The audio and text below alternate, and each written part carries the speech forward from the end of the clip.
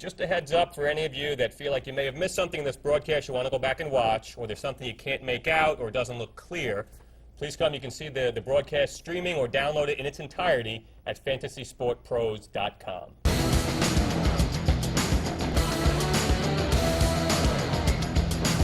So we've got 4 picks left in the third round. Looking at the teams, of course I love our team the best, but that's no surprise. I happen to like what the Huddle did. You got Larry Johnson, although I wouldn't have taken him 1. Just so you all know, we have Sean Alexander as our number 1 runner on the board. We've got LaDainian Tomlinson as our number 2. I sure was, he. Y'all. Right on. All right. Howdy.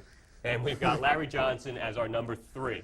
So for us, taking him as number 1, some people are very high on him. We certainly, on our site, have told everybody they lost their coaches. They lost their best blocking tackle who's retired. They lost maybe the best blocking fullback in the league.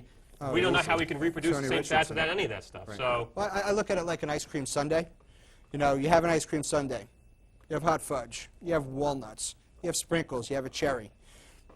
Larry Johnson's the ice cream. You took away the fullback, the cherry. You took away the offensive coordinator, the sprinkles. You took away the head coach, the walnuts. Now you have ice cream. Is it good? Yeah, it's good. It tastes good. But a hot fudge sundae is 10 times better. everybody likes a hot fudge sundae. Hot fudge makes it all. All right, so we're looking at, on the clock, we have Fantasy Index, and they're in. Fantasy Index has taken Finally. Reggie Wayne. Reggie Wayne of the Indianapolis I like Reggie Colts. Reggie Wayne, a great pick. I like Reggie Wayne. There are I guys think, I take before him. Now, you're going to see Marvin Harrison as the primary target of defenses. He'll get the double teams. He'll get the number 1 cornerbacks on him. And Peyton Manning will find the open man. He does not need to wait long for a guy to get open. At this point, he's been in the system long enough. Manning knows exactly where he's going to be and when he's going to be there. He knows how to put the ball in the money every time. He's now taken look at this. He's already had Marvin Harrison.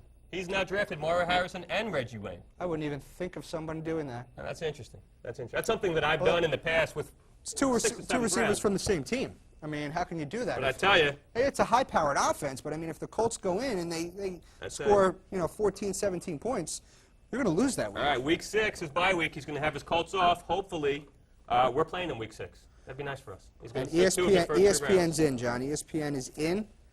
Jamal Lewis, running back, Baltimore Ravens.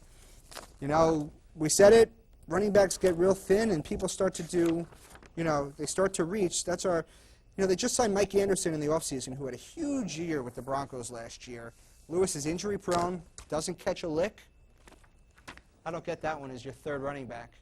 I mean, running backs are in, they're in high demand, but Well, I can tell you, he's got, if you see Team 11 and 12 have already taken 1 wide receiver, I bet you he's banking that they're not going to take their second wide receiver. So he thinks if he had a wide receiver and a running back he wanted, he had a better chance of getting his wide receiver back in the next round than if he took him here. well, I would have thought maybe he wanted to go 2 wide receivers or wide receiver tight end there. And FF Today is in. FF Today, to go with Torrey Holt, has selected Donald Driver, wide receiver. Green Bay Packers. Not a bad pick. Driver, we have him at 13. We like him. Offensive line is spotty. Offense is spotty, but Driver's a solid pick there. Needed wide receivers, like we said. The backs on the board are, nothing to write home about. They don't excite me. So I'd be pounding wide receivers right now. And if you can, if you look, you got 2, 6, 7 of the last 9 picks. 8 out of the last 10 picks wide receivers. So you can see where the value is starting to shift to wide receiver. So let's see, who do we got on the clock? Fantasyfootball.com with 2 picks, but to end the third round, they'll make one of them here, 3-12. I'll tell you, if I had to rate a team through 2 rounds, I probably would have taken his. I love ours, but the position that he got both of those players to fall in, as I've said before, Great it's just value. too much value. So we'll see if he can follow it up with a 3rd great pick. If it were me, he may take one of the tight ends off the board in one of his 2 picks. He's got back-to-back picks, of course. If he takes a quarterback, he'll probably throw out what he did in the first 2 rounds, which some guys tend to reach, but that's his prerogative, of course. I suspect with 2 picks, he's going to take a wide receiver off the board, Barres, Darrell Jackson, someone like that, and probably nab a tight end in the 4th. That's what I would do. If I started with dominant Cadillac at 3 Williams, Steve positions. Smith here, I would absolutely have followed up with Plexico Barres, Roy Williams, and probably Shockey. Right. So I think if I left the first round, which he has the ability right now, it's up to him. He can leave with Cadillac Williams, Steve Smith, Roy Williams or Barres, and Jeremy Shockey, I think he may be the best team in the league through 4 rounds. Now, this is a long draft, 20-round draft, so, and believe me. But, A lot can happen. We'll I like the see way where our he team follows is it up. shaping up. Roy Williams, he just took, so good pick. I like the pick. Wide receiver, Detroit Lions. And, you know, again, if he follows it up with a tight end, I think he's having a fantastic draft.